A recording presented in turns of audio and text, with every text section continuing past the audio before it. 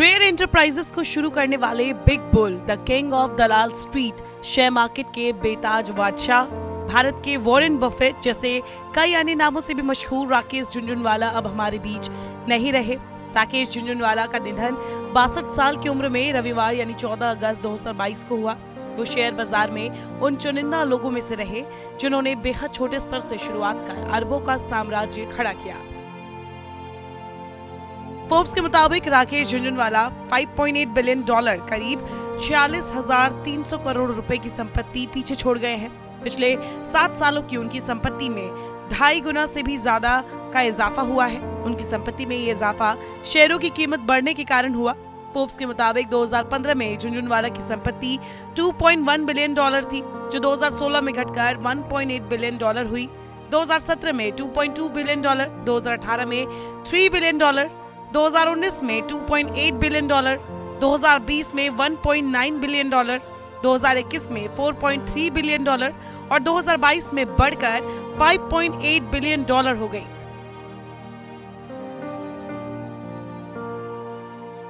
Jhunjhunwala rare enterprises नाम की company चलाते थे। उन्होंने अपनी इस फर्म के माध्यम से कई कंपनियों में बड़ा निवेश किया था।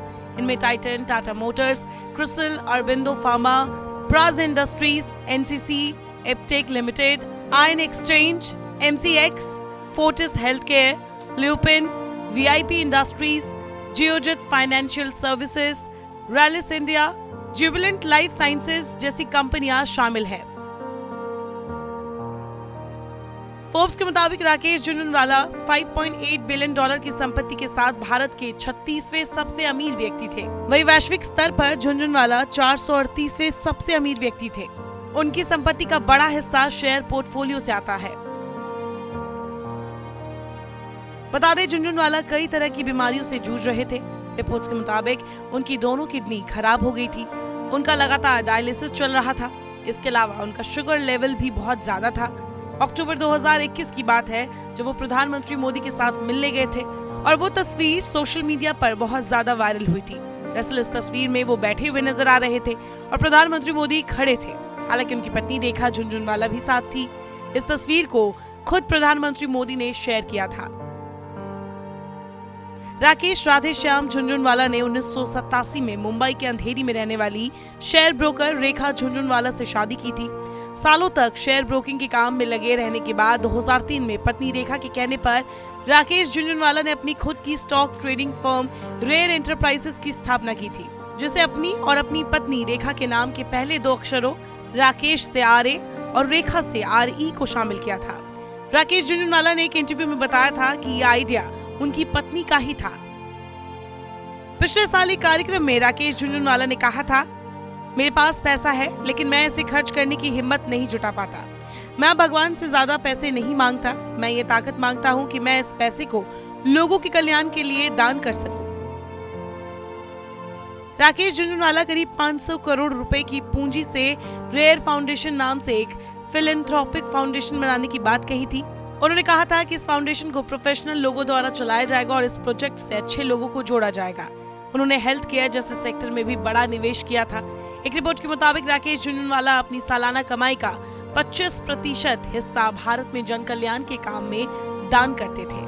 राकेश झुनझुनवाला अपने जीवन से जुड़े 1990 का बड़ा इंटरेस्टिंग किस्सा शेयर कर चुके हैं। उनकी पत्नी रेखा ने उनसे एक डिमांड की थी। वो चाहती थी कि उनके कमरे में एसी लग जाए। उस साल मधु दंडवती का बजट था। लोगों को लगा कि अच्छा नहीं होगा, लेकिन राकेश झुनझुनवाला की नजर में कुछ अलग होने वाला था। तत्कालीन प्रधानमंत्री वीपी सिंह के फैसलों को बहुत बारीकी से ऑब्जर्व किया। उनके पास 3 करोड़ रुपए था। बजट के दिन उन्होंने सारे पैसे मार्केट में लगा दिए। जैसे जैसे बजट आता रहा, राकेश के शेयरों की वैल्यू बढ़ती गई। नेटवर्थ देखी तो पता चला एक दिन में 20 करोड़ रुपए कमा चुके थे। रात को घर पहुंचकर अपनी पत्नी रेखा से बोले, अपना एसी आ गया। बहरहाल the king of Dalal street के यूं गुजर जाने के बाद अब उनकी चर्चा तेज हो गई है। लोग उनके बारे में जानने में जुटे हैं। नेता से लेकर कलाकार और बिजनेसमैन सभी उन्हें श्रद्धांजलि भी दे रहे हैं।